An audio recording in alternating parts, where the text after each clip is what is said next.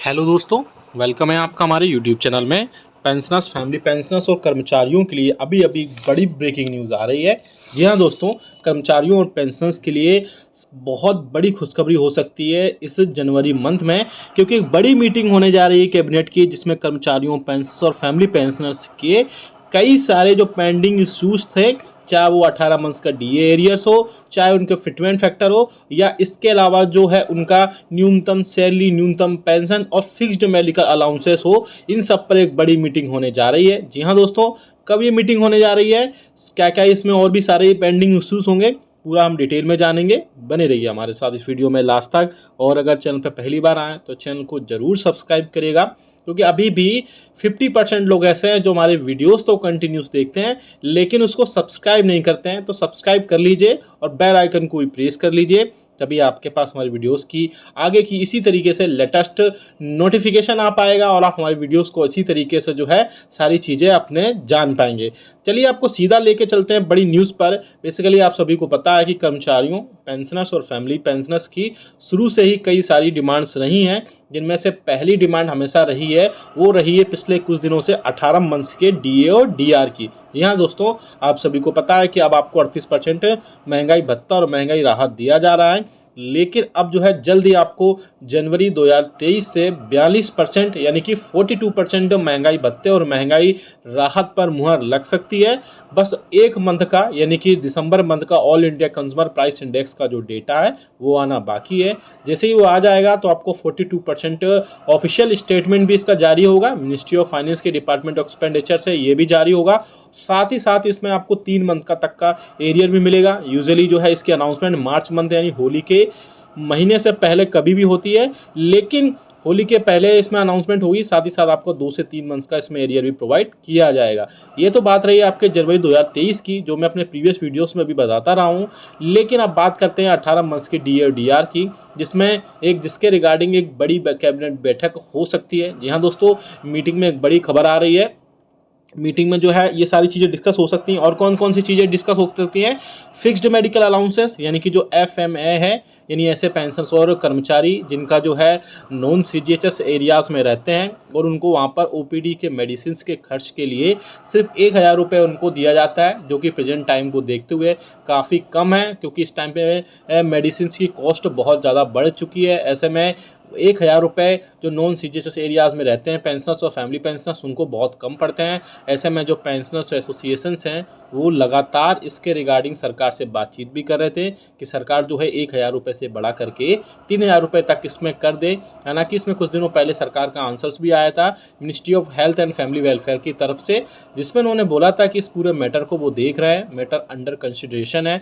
जैसे ही उसमें कुछ ना कुछ अपडेट आएगी वो हम आपको ज़रूर बता देंगे। मोस्ट प्रोबेबली चांसेस है कि कुछ ना कुछ बीच का रास्ता जरूर निकलेगा फिक्स्ड मेडिकल अलाउंसेस पर, क्योंकि इसमें सभी को पता है कि 1000 रुपये फिक्स्ड मेडिकल अलाउंसेस के तौर पे जो नॉन सीजीएचएस एरियाज़ में रहते हैं पेंशनर्स, उनको बहुत कम पड़ते हैं। अब जो है उसमें हो सकता हो आगे आने वाले दिनों में 2000 रुपये आपके हो जाएं, या 3000 रुपये तक भी आपके फिक्स्ड मेडिकल अलाउंसेस के तौर पर आपको दिए जा सकते हैं। अब बड़ी खबर एक और जो आ रही है वो आ रही है आपकी जो है न्यूनतम पेंशन और न्यूनतम सैलरी पर। और फिर मैं वीडियो के आपको लास्ट में बताऊंगा कि आपको जो है कब आपकी ये मीटिंग होने जा रही है और क्या उसमें आउटपुट निकल कर आ सकता है, और क्या क्या, और उस मीटिंग में कौन कौन से अधिकारी जो है उसमें बैठक में शामिल हो सकते हैं।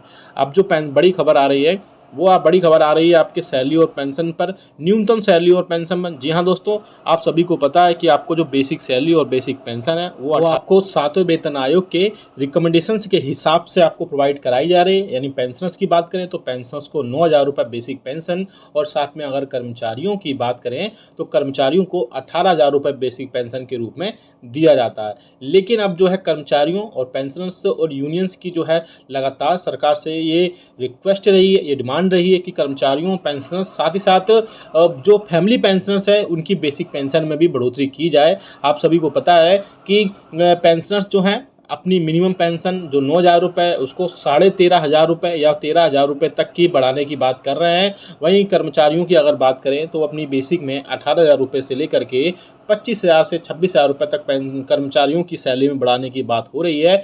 इसमें भी एक बड़ा आंसर आया था सरकार का। सरकार ने बोला था कि अभी है ना सरकार इस सिचुएशन में नहीं है कि पैसे और पेंशन और सैलरी बढ़ा सके। हालांकि मीडिया में ये भी खबरें आई थी कि इसमें कुछ न कुछ मैटर आगे जो होगा वो आपको ज़रूर अपडेट कर दिया जाएगा, जो भी सरकार की तरफ से या ऑफिशियल स्टेटमेंट जो भी इसमें निकल कर आएगा। हालांकि पेंशनर्स और एसोसिएशंस जो भी हैं, यूनियंस हैं, उन्होंने सरकार को पेंशन को बढ़ोतरी के 2 ऑप्शनल भी रखे थे। आप सभी को पता है कि कर्मचारियों को हर साल 3% महंगाई 3% बेसिक सैलरी में बढ़ोतरी की जाती है। तो उसके बेसिस पर ही पेंशनर्स एसोसिएशन ने सरकार के सामने एक रिक्वेस्ट की थी कि जो है उनको पेंशन में एटलीस्ट 3 नहीं तो एटलीस्ट 1% की बेसिक में बढ़ोतरी की जाए। आप भी हमें कमेंट करके बताइएगा कि आपके हिसाब से भी क्या लगता है कि आपको 1% मिनिमम बेसिक पेंशन में बढ़ोतरी की जानी चाहिए।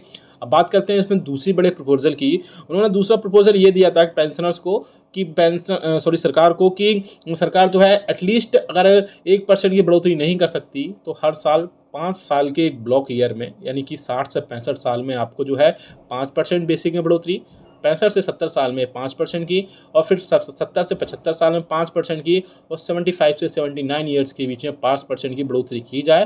और आप सभी को पता है जैसे कि सातों वेतन आयोग के रिकमेंडेशंस के हिसाब से आपको 80% में 20% बढ़ोतरी की जाती है आपकी बेसिक पेंशन में, और 80% जब आप ये एज ईयर जो कंप्लीट कर लेते हैं उसमें आपको जो है पूरी पेंशन यानी 100% पेंशन आपको वापस कर दी जाती है। लेकिन ये एज बहुत ज़्यादा होती है। मोस्टली जो पेंशनर्स होते हैं वो 60 से 80 साल के बीच में ही होते हैं, और इन अगर पेंशनर्स को वाकई में पेंशन बढ़ोतरी का तोहफा मिल जाता है और तो वैसे पेंशनर्स को बहुत ज़्यादा राहत देखने को मिलेगी, क्योंकि पेंशनर्स की बेसिक पेंशन में किसी भी तरीके से बढ़ोतरी नहीं होती है। साथ ही साथ सिर्फ महंगाई राहत ही उनका यानी डियरनेस रिलीफ ही उनका एक जो है आसरा होता है जिससे उनकी पेंशन में बढ़ोतरी होती है। लेकिन अगर वाकई में पेंशन में उनकी बढ़ोतरी हो जाती है तो उनकी पेंशन में बढ़ोतरी होने से उनको काफ़ी राहत मिल सकेगी। ऐसे में कर्मचारियों, पेंशनर्स और फैमिली पेंशनर्स को तीनों को बड़े फ़ायदे होने की उम्मीद हो रही है, क्योंकि अगर पेंशन और सैलरी पेंशन में बढ़ोतरी कर दी जाती है तो उनको तीनों को बहुत ज़्यादा राहत मिलेगी। लेकिन इसी बीच जो है एक और बड़ी खबर आ रही थी कि सरकार जो है पेंशन और फैमिली पेंशन जिस तरीके से उसमें बढ़ोतरी होती है पेंशन और सैलरी पेंशन में, वो फिटमेंट फैक्टर की वजह से होती है। फिटमेंट फैक्टर आपको पेंशन में जो है 2.57 गुना के बेसिस पर दिया जाता है। तो फिटमेंट फैक्टर में बढ़ोतरी की बात की जा रही थी। यहाँ दोस्तों मेडिकल मीडिया में अभी ऐसी खबरें आ रही थी कि जो आपका फिटमेंट फैक्टर है वो 2.57 गुना से बढ़ा करके 3.68 गुना तक कर दिया जाएगा। अगर बेसिक में बढ़ोतरी नहीं होती है लेकिन अगर फिटमेंट फैक्टर में भी बढ़ोतरी हो जाती है तो ऐसे में पेंशनर्स और कर्मचारियों को बहुत ज़्यादा राहत होगी, और बेसिक पेंशन जो है आपकी 9,000 रुपये से बढ़ करके 13 से 14,000 रुपये तक जा सकती है। वहीं अगर कर्मचारियों की बात करें तो उनकी बेसिक सैलरी 18,000 रुपये से बढ़ करके 25,000 रुपये तक पहुँचने की उम्मीद जताई जा रही है। लेकिन अभी ये खबरें मीडिया में ही आई हैं। गवर्नमेंट की तरफ से कोई भी क्लियरेंसेस या कोई भी ऑफिशियल स्टेटमेंट नहीं जारी किया गया था। लेकिन एक बड़ी मीटिंग हुई इस मंथ के लास्ट तक जिसमें कर्मचारियों, पेंशनर्स, मीडिया में भी खबरें आई थी कि लास्ट तक जिसमें पेंशनर्स और कर्मचारियों के कई सारे इशूज़ का जो है उसमें कोई ना कोई निपटान हो सकता है, कोई ना कोई सोल्यूशन निकल सकता है। आप क्या सोचते हैं? आप हमें कमेंट करके ज़रूर बताएं कि इनमें से कौन कौन से आपको जो है सुविधाएं मिलनी चाहिए, कौन कौन सी सैलरी पेंशन में बढ़ोतरी होनी चाहिए। वीडियो अच्छा लगा तो लाइक करिएगा, शेयर सभी के साथ करिएगा। ऐसी न्यूज़ इन्फॉर्मेशन और अपडेट्स के लिए चैनल को भी सब्सक्राइब कर लीजिएगा। मिलते हैं आपको नेक्स्ट